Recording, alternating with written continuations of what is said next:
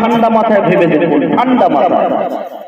আল্লাহ পাক সর্বপ্রথম ওহী নিয়ে বিশ্ব নবীর কাছে যে প্রথম শব্দটা এনে নবী পাককে বলেছিলেন, এই কোরআনের মধ্য থেকে সেই আয়াতটা সর্বপ্রথম যে ভাষাটা ছিল, যে শব্দটা ছিল, যে ওয়ার্ডটা ছিল, সেই ওয়ার্ডটা অন্য কিছু নয়, সেই শব্দটা অন্য কিছু নয়, সেই শব্দটা হলো ইকরা। জোরে বলুন সুবহানাল্লাহ, জোরে বলুন সুবহানাল্লাহ, নারে তাকবীর। শব্দটা কি ছিল? ইকরা, যার বাংলা মানে কি? পড়ো, হে নবী তুমি পড়ো। আল্লাহ এটাই বোঝাতে চেয়েছে, বান্দারে পৃথিবীর বুকে শুধু জামার বোতাম খুলে দিয়ে আর ষাঁড়ের মতন ঘুরে বেড়ালে হবে না বন্ধু। আমি আমার নবীকে, পয়গম্বরকে তথা আদম আলাইহিস সালামকে আমি এই শিক্ষার ব্যাপারটা নিয়ে জোর দিয়েছি। শুধু তাই নয়, তোমাদের কাছে যে কোরআন নামক গ্রন্থটা আমি পাঠিয়েছি, এই কোরআনের ভিতরে তোমার সম্পূর্ণ জীবন ব্যবস্থা রয়েছে।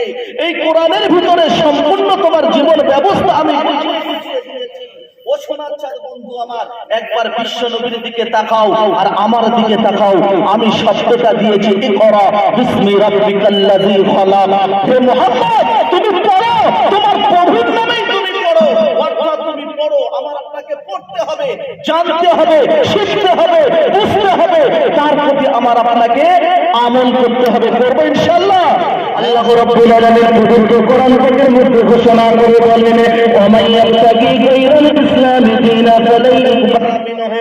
ও সোনার যুবকেরা, ও নওজওয়ানেরা, শুনে রেখে দাও, জেনে রেখে দাও, আল্লাহ রাব্বুল আলামিন ঘোষণা করে জানিয়ে দিলেন, বন্ধু ও আমার বন্ধু, আমার বান্দা বান্দীরা, তোমরা শুনে রাখো, জেনে রাখো, পৃথিবীর বুকে তোমরা নিজের ক্ষমতা দিয়ে, সবল দিয়ে, টাকা পয়সা দিয়ে তোমরা যতটা বাহাদুরি দেখাও না কেন, পৃথিবীর বুকে তোমরা যতটা বাহাদুরির সঙ্গে চলো না কেন, পৃথিবীর বুকে শরীয়তকে তুচ্ছ করে দিয়ে, ইসলামকে ধুলোর সঙ্গে মিশিয়ে দিয়ে, এই পৃথিবীর বুকে তোমরা যত বিচারণ করো না কেন, ওয়া মান ইয়াবতাগি গায়রাল ইসলামি দীনা ফালাই ইকবাল মিনহু।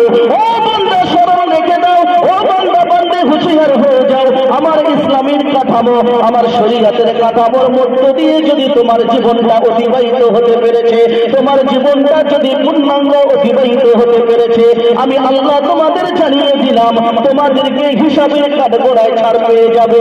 আর যদি তোমাদের জীবন যাপনটা অশালীনভাবে চলে, শরীয়তের মাপকাঠি থেকে যদি বাইরে চলে, আমি আল্লাহ তোমাদের জানিয়ে দিলাম, তোমাদের জন্য কিয়ামতের ময়দানে, হাসরের মহামাহশরের দিনে তোমাদেরকে এমন ভাবে পাকড়াও করা হবে, এমন ভাবে ধরা হবে, ও বান্দা সেদিন তোমরা নাজাত পাবে না, সেদিন তোমরা নিষ্কৃতি পাবে না।